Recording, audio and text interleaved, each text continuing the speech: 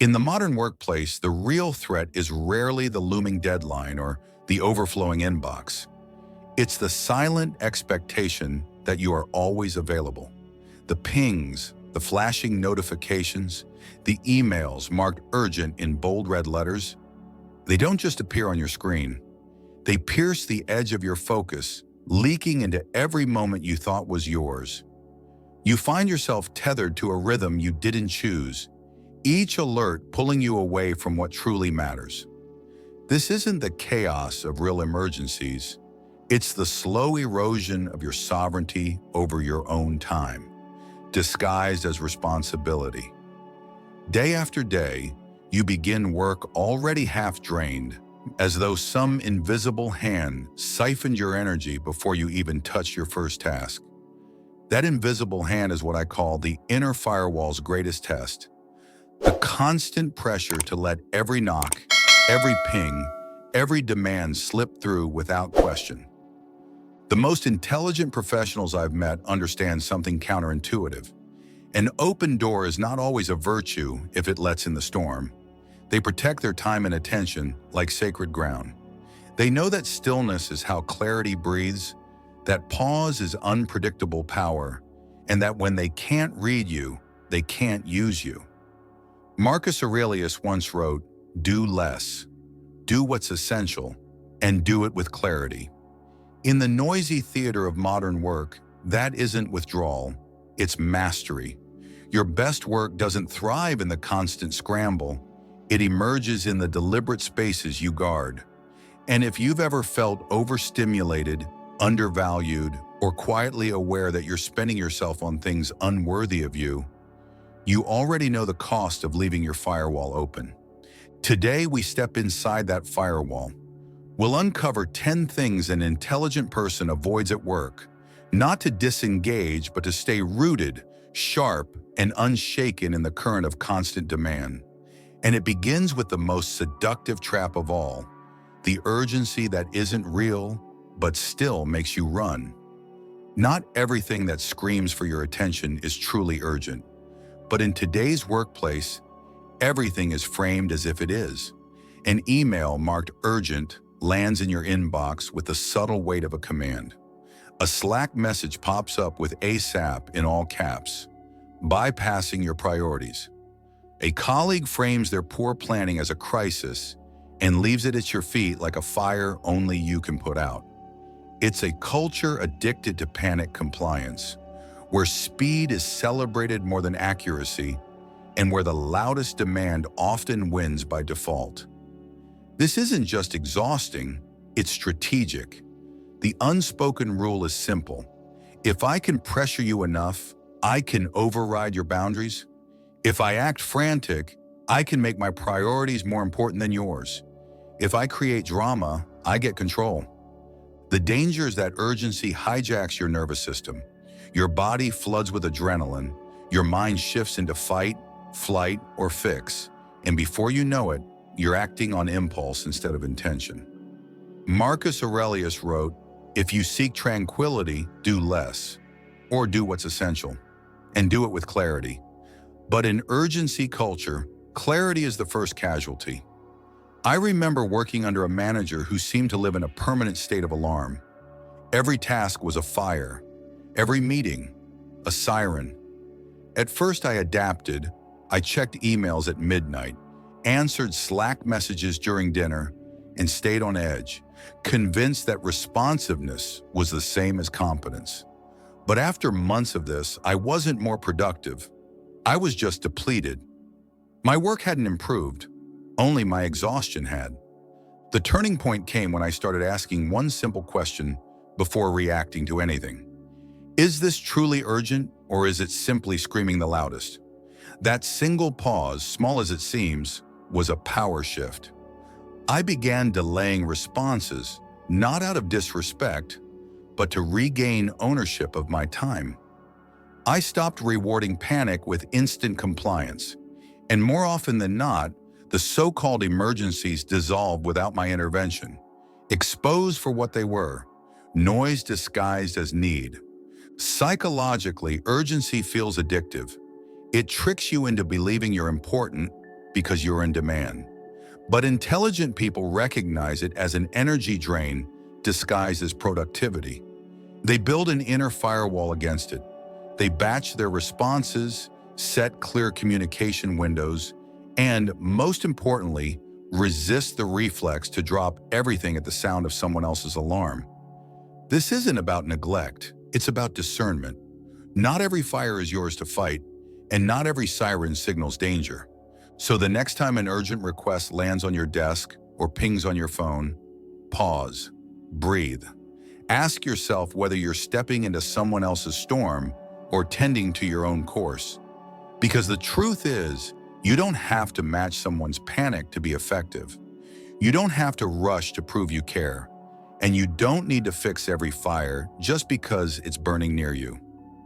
In the quiet calculus of intelligent work, restraint is not passivity, it's power. And when you master it, you're no longer at the mercy of every false alarm. You're free to focus on what's truly worth your energy. Meetings are supposed to be the heartbeat of collaboration, but in many workplaces, they become black holes that swallow attention, creativity, and momentum. You've seen it. A calendar so packed with invites that you spend more time talking about the work than doing it. Hours locked in video calls where the agenda is vague, the outcome undefined, and the participants are half present, multitasking behind muted microphones. What looks like teamwork is often just calendar creep. Every open space quietly claimed until you have no uninterrupted time left to think deeply. The modern twist is that this isn't just an in-office problem. Hybrid work has turned, let's jump on a quick call, into a reflex, with virtual meetings multiplying faster than they can be justified. Zoom fatigue sets in, not because the technology is flawed, but because your cognitive bandwidth is drained by constant context switching. And in this environment, overscheduling is often mistaken for importance. The busier your calendar, the more valuable you must be. But intelligent people see through this illusion. They know that presence in every meeting doesn't mean influence. It often means dilution. I once worked on a team where every project update, no matter how small, became a meeting. The logic was that alignment required face time, but the reality was that these sessions consumed the very time we needed to make progress. At first, I complied. It felt easier to accept every invite than risk being seen as disengaged. But soon, my workdays were broken into 30-minute slices, leaving no room for deep work. My best ideas, the ones that required uninterrupted thought, stopped showing up altogether. The turning point came when I treated my calendar like a protected resource instead of a public park. I began asking for agendas before accepting invites. I started declining meetings that had no defined purpose or measurable outcome. I suggested asynchronous updates for status checks, freeing live discussions for decisions that truly required us to be in the same room or the same Zoom.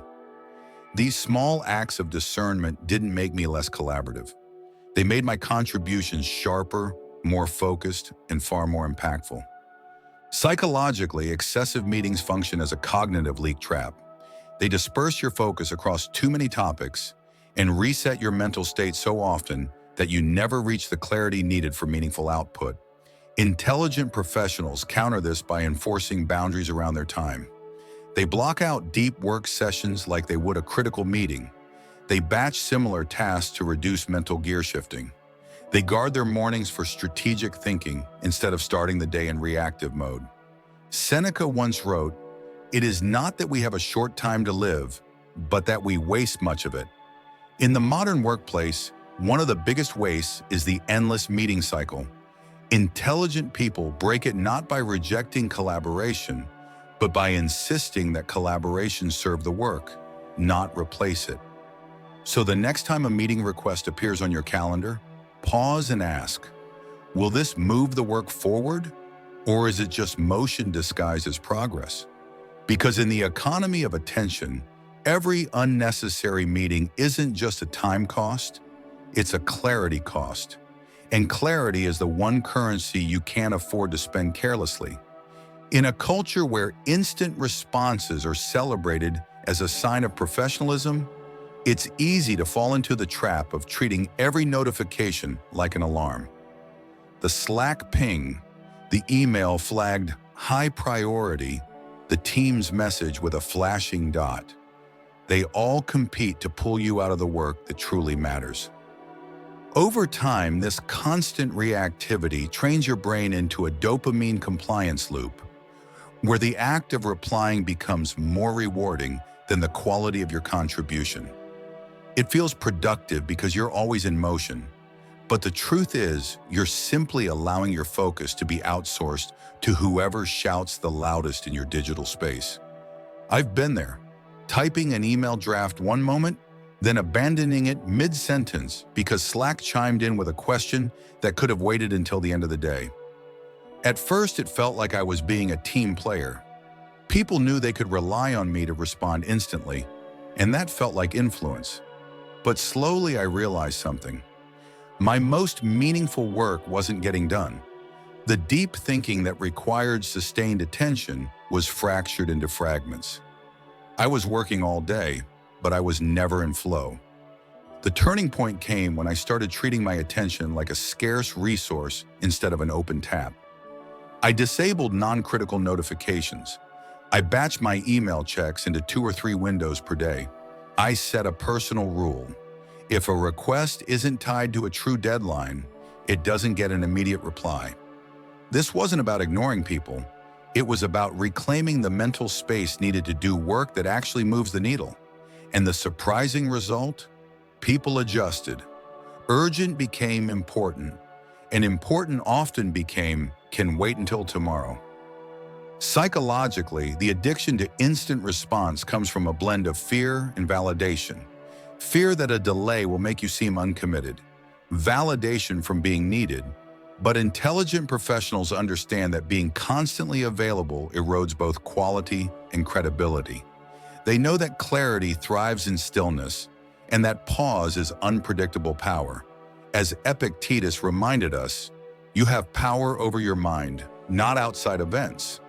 Choosing when to respond is part of that power. In practical terms, this means designing an inner firewall for your communication channels. You decide what gets through in real time and what waits until you're ready. You set clear expectations with your team about your response patterns. And you resist the urge to just check your inbox every 10 minutes, because every check is a self-inflicted interruption. The reality is, you don't have to live like a notification feed. You don't have to answer instantly to prove you care. And you don't have to measure your value in how fast you can type, "Got it." In the quiet discipline of intelligent work, it's not speed that earns respect. It's the ability to focus on what truly matters, even when the world is buzzing at your fingertips. There's a quiet kind of hostility that plays out not in boardrooms or back hallways, but in the CC field of an email. You've probably seen it. Someone copies your boss, your peers, or an entire department on a message that could have been handled privately. On the surface, it looks like transparency. In reality, it's a subtle escalation, a public courtroom without a judge, where the goal isn't resolution, but leverage. This is CC warfare, and in the wrong hands, it becomes a conversational ambush that forces you to defend yourself under a spotlight you never asked for. The problem is that once the audience is involved, the dynamics change. The conversation stops being about solving the problem and starts being about posturing. Every word you write is no longer aimed at the person you're addressing. It's aimed at everyone watching. That pressure can pull you into reactive mode, making you over-explain, over-commit, or overcompensate. And once you've taken the bait, you've lost control of the frame. I learned this lesson early in my career when a colleague escalated a minor disagreement by copying multiple senior leaders on their reply. My first instinct was to respond in kind, long, detailed, point-by-point rebuttals designed to prove I was right. It didn't take long to realize that my real audience wasn't the leadership. It was the person who set the trap. By reacting publicly, I gave them exactly what they wanted: drama with witnesses. Intelligent professionals handle this differently. They understand that not every battle belongs on a stage. If a message feels like an ambush, they take it offline. They respond briefly, acknowledge the point, and suggest continuing the discussion one-on-one or in a smaller group. This shifts the context from performance to problem solving. They protect their reputation not by winning public fights, but by showing they don't need them. Psychologically, double C warfare thrives on insecurity and the hunger for public validation. It exploits the fear that silence equals guilt. But silence, when strategic, is not weakness, it's recoil. When you refuse to fuel the spectacle, you leave the other person performing to an empty room, and eventually the audience loses interest. The Stoics would see this for what it is, a distraction from what truly matters. Marcus Aurelius advised, "If it is not right, do not do it. If it is not true, do not say it." That principle extends here. If the goal is resolution, keep the conversation where resolution can happen, in a space without spectators. So the next time you're pulled into a public escalation, remember, you can step out of the courtroom. You can decide that your worth isn't measured by how fast you respond in front of an audience, but by how effectively you solve the problem in the right room. In the quiet economy of intelligent work, your credibility comes not from the noise you make, but from the fires you refuse to feed. Gossip has a way of slipping through the walls of an office like smoke, subtle, invasive, and hard to contain once it starts moving. It often comes wrapped in the language of concern. "Did you hear about?" or "I'm just telling you so you're aware." But beneath the friendly tone, it's almost always an energy drain disguised as empathy. It pulls your focus away from your own work, nudging you to replay someone else's story in your head, to form opinions on situations you're not part of, and to spend your emotional bandwidth on drama that doesn't belong to you. I remember working in an environment where gossip wasn't just casual, it was currency. Information was traded like favors, and knowing the latest rumor gave you a temporary seat at the inner circle. At first it felt harmless. It even felt strategic, like staying informed meant staying prepared. But over time I noticed something unsettling. The more time I spent in those whispered exchanges, the less time I spent thinking clearly about my own priorities. I was carrying the weight of conflicts that weren't mine, and my focus was splintered into pieces that never quite fit back together. Intelligent professionals spot the cost of gossip quickly. They see it not as harmless chatter, but as a cognitive leak trap.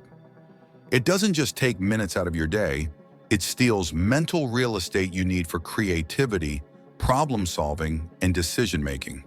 And because gossip often disguises itself as caring, it's easy to underestimate the toll it takes. Listening to someone vent about a colleague might feel like support, but if the conversation offers no path to resolution, you're simply holding a bucket for someone else's leaks. The Stoic approach is clear: guard your mind as you would your health. Epictetus warned that we become what we give our attention to, and gossip is a steady diet of distractions dressed as connection. The intelligent response isn't to shame or lecture the person sharing, it's to redirect. Change the subject to something constructive. Offer to help them speak directly to the person involved. Or, when necessary, excuse yourself entirely. Your absence from the loop is not a lack of engagement. It's a declaration of where your energy is allowed to go. There's a quiet kind of freedom in being unreadable. When people realize you're not a safe container for rumor, they stop bringing it to you. And when you no longer carry other people's grudges, you find your own thoughts becoming lighter, sharper, and more your own. Gossip thrives on willing participants. Without them, it evaporates. So the next time a whispered chain starts forming in the hallway or in the hidden corners of a group chat, pause. Ask yourself, is this helping me do my best work, or is it just making me a spectator in someone else's theater? Because the truth is, every minute you spend in someone else's story is a minute you've taken from writing your own. And in the quiet hierarchy of intelligent work, your story deserves a starring role. There's a subtle trap in the modern workplace that doesn't feel like a trap at all. It feels noble, even heroic. You see a gap, you fill it. You hear someone struggling, you volunteer to help. Your plate is already full, but you pile on more because you don't want to let anyone down. At first, it feels like a fast track to respect, being the reliable one, the person everyone can count on. But slowly, without realizing it, you're living in what I call hero mode, and it's quietly erasing you. I fell into it early in my career. The logic was simple. The more I took on, the more indispensable I'd become. I worked late, accepted every request, and jumped into crises that weren't mine to solve. And for a while it worked. My inbox overflowed with praise, and my calendar was proof of how needed I was. But underneath, I was running on fumes. My own priorities became afterthoughts. My deep work vanished, and the quality of what I delivered began to blur under the sheer volume of tasks. I wasn't being valued for my expertise. I was being used for my availability.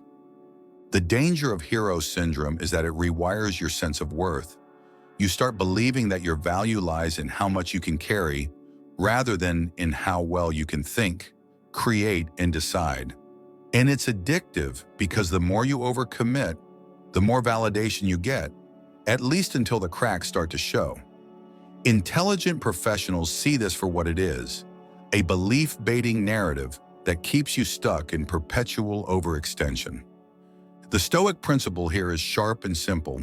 As Marcus Aurelius advised, if it is not necessary, do not do it. Intelligent people apply this ruthlessly. They triage requests asking, does this align with my core role? Does it create real impact? Or is it simply noise disguised as urgency? They understand that saying yes to everything means saying no to their own focus, their own energy, their own long-term value. And they know that the oxygen mask principle applies here. You can't keep others afloat if you're running out of air. Breaking out of hero mode doesn't mean becoming cold or selfish. It means protecting your capacity so that when you do step in, you can actually make a difference. It means setting clear boundaries on what you will and won't take on, and communicating those boundaries with quiet firmness. Sometimes that's as simple as saying, I'd like to help, but I need to protect the commitments I've already made. Other times it's redirecting the request to someone better positioned to handle it. The shift is subtle but profound. You stop chasing approval through exhaustion and start building respect through discernment. And over time, people stop coming to you for everything. They start coming to you for the right things. That's when you know you've reclaimed your role from the endless pull of overcommitment. Because in the quiet economy of intelligent work, the goal is not to carry it all, it's to carry what matters most and to carry it well. There's a moment late in the evening when the office lights are off, the streets are quiet, and you should be unplugged.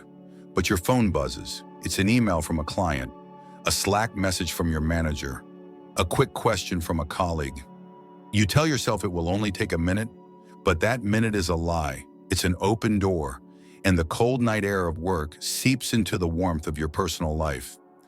This is after-hours leakage, and left unchecked, it erodes more than your boundaries. It erodes your sense of self outside of work. I used to wear my availability like a badge. I thought answering emails at midnight proved I was committed, that checking Slack during dinner meant I was a real team player. At first, the praise felt worth it, but slowly I began to notice that I was never truly off. My mind stayed tethered to the office, my rest became shallow, and even my weekends felt like waiting rooms for Monday. I wasn't recharging, I was idling with the engine running. The danger is that after-hours work doesn't just take your time, it rewires your identity. You start existing in a permanent state of readiness, as if your value is measured by your speed of response, not by the quality of your contribution. Intelligent professionals see the trap early. They know that when you blur the line between work and life, both suffer, and they understand something that urgency culture doesn't want you to admit. True productivity depends on recovery. The Stoics would call this the discipline of withdrawal, not as an escape, but as an act of preservation. Seneca warned that we are often more generous with our time to strangers than we are to ourselves. Intelligent people set clear edges to their availability. They communicate when they will and won't respond, and they honor those limits even when no one else is watching. They keep work tools off their nightstand, silence notifications after a certain hour, and refuse to let just 5 minutes steal the peace of an entire evening. When you protect your after hours, something powerful happens. Your mind begins to reset. Your thinking sharpens. You stop waking up with yesterday's problems already in your head. And paradoxically, when you return to work, you have more to give because you've actually kept something for yourself. So the next time your phone buzzes after dark, pause. Ask yourself if responding now will truly change the outcome, or if it's just habit disguised as necessity. Because in the quiet calculus of intelligent work, guarding your boundaries isn't about resisting work. It's about protecting the very clarity that allows you to do it well. And in a world that applauds constant availability, the rarest and most valuable signal you can send is this: I'm offline. There's a certain theater to the modern workplace, a performance where the main act isn't doing the work, but looking like you're doing the work.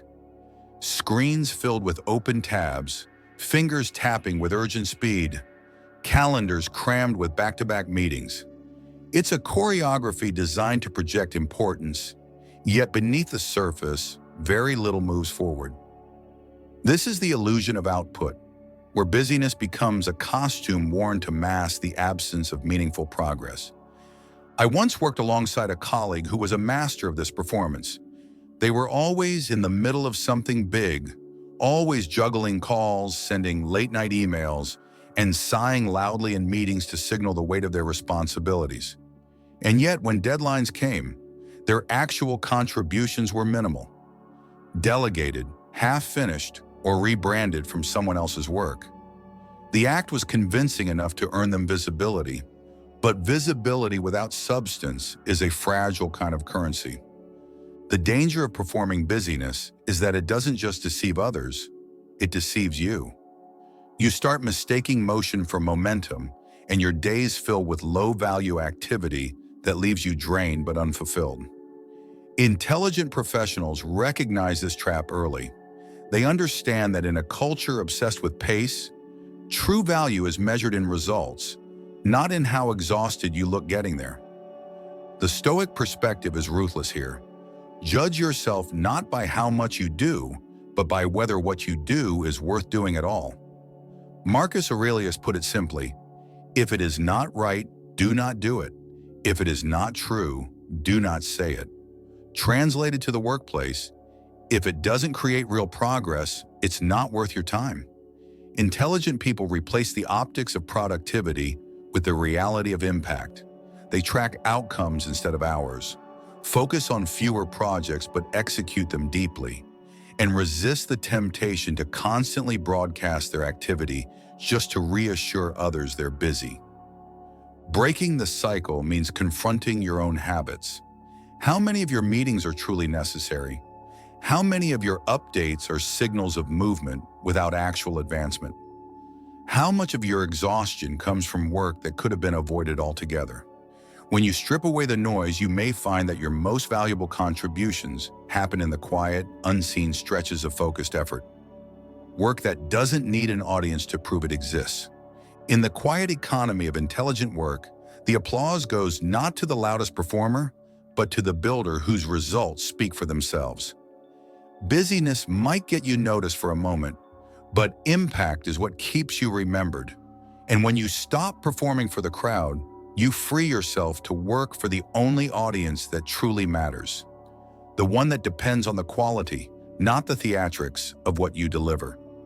There's a fine line between transparency and exposure, and in the workplace, crossing it can cost more than you realize. Oversharing and venting in the wrong rooms often start innocently, mentioning a personal frustration in a group chat, revealing too much about a conflict during a meeting, or unloading stress to someone you barely know because they happen to be there. In the moment, it feels like connection, but in reality, it's handing over pieces of yourself to an audience that may not have your best interests at heart. I learned this the hard way in a previous role. I made an offhand comment about a decision I disagreed with, assuming it would stay between me and a few trusted peers. Days later, I heard my words repeated, distorted, stripped of context, and circulating among people who were never meant to hear them. What I had framed as harmless venting had become a piece of office currency, passed around until it landed in the ears of leadership. It wasn't malicious on my part, but it was careless. And in the workplace, carelessness is a liability. The danger isn't just in what you say, it's in where, when, and to whom you say it. Intelligent professionals understand that information, once released, is no longer under their control. They recognize that venting in the wrong environment can brand you as negative, untrustworthy, or unable to manage pressure, and in some cases, it can even be weaponized against you by those who benefit from amplifying your missteps. The Stoics would see this as a failure to guard the gates of the mind.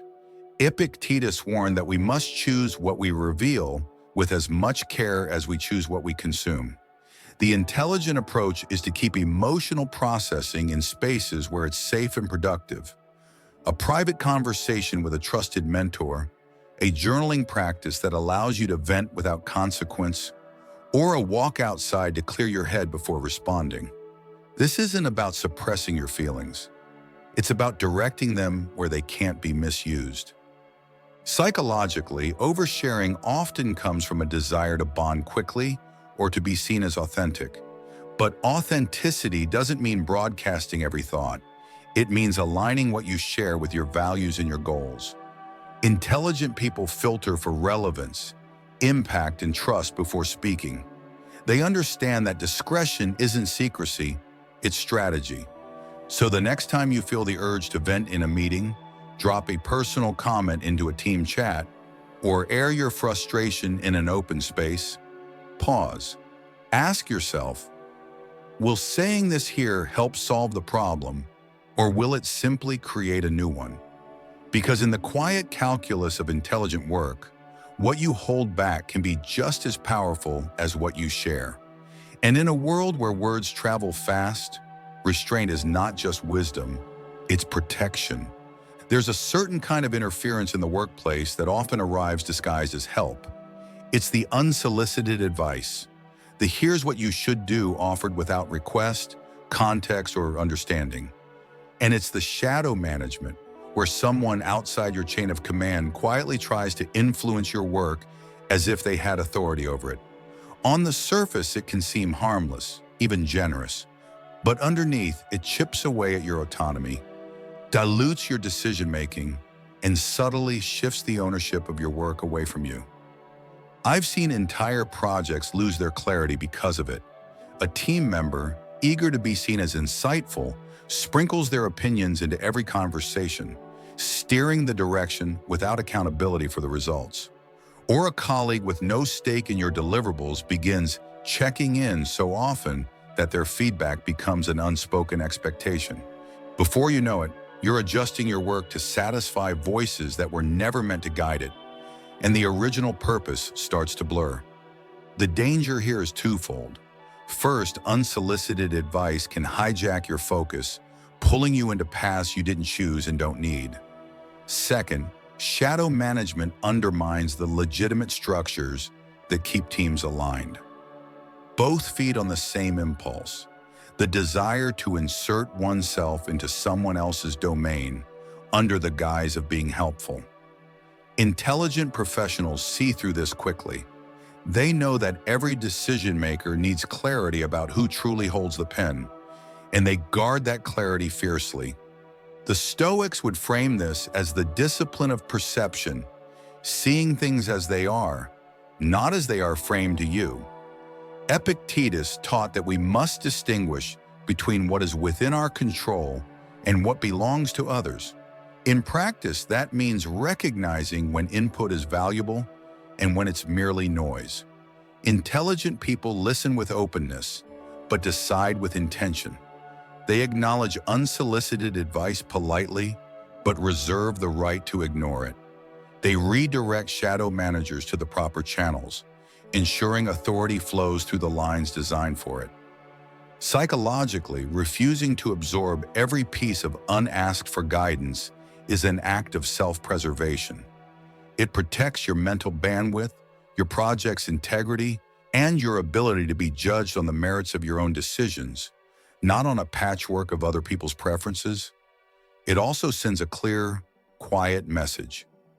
I value input, but I choose my influences.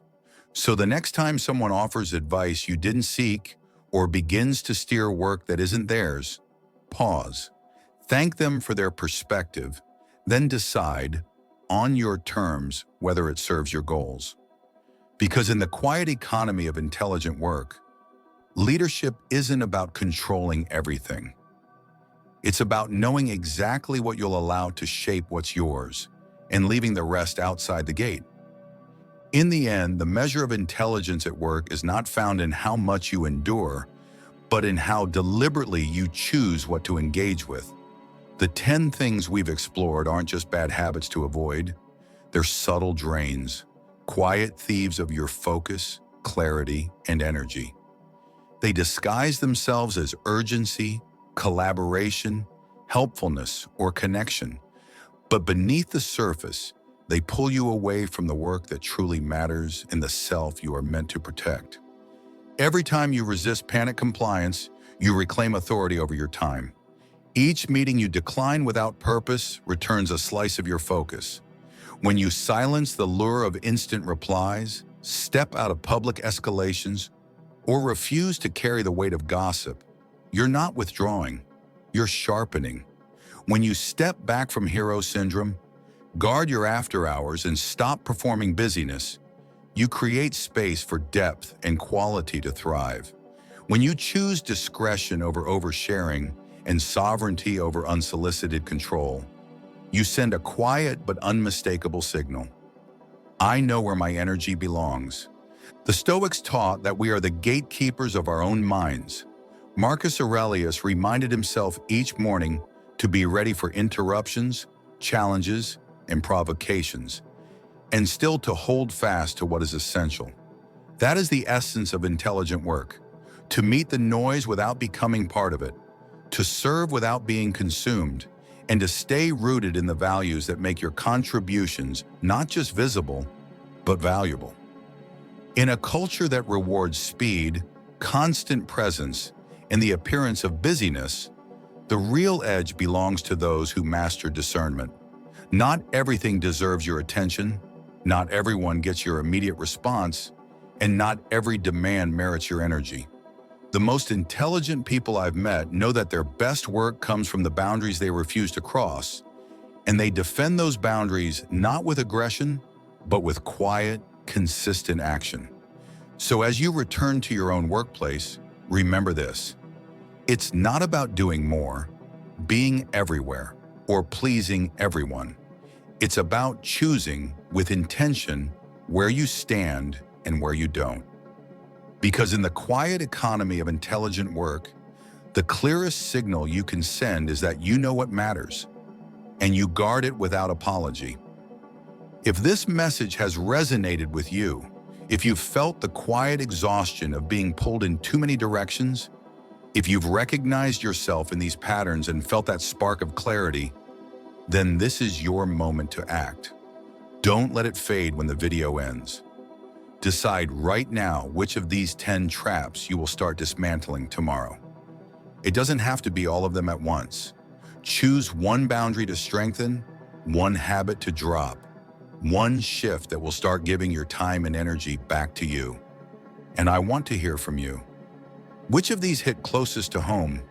Was it the urgency that wasn't real, the meetings that consumed your day, the after-hours pings that never let you rest?